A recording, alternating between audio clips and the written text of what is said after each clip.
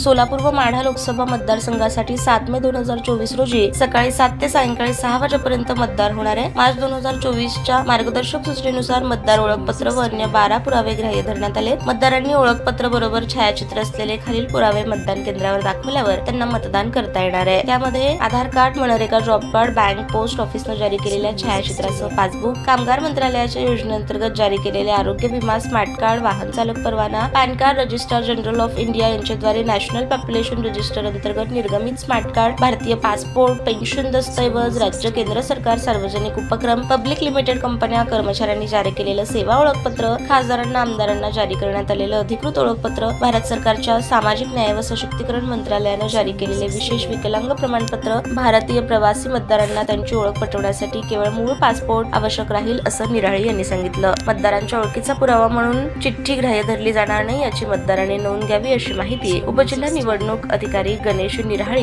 यांनी दिली आहे। ताज्या बातम्या पाहण्यासाठी प्राईम महाराष्ट्र न्यूज चॅनलला सबस्क्राईब करा।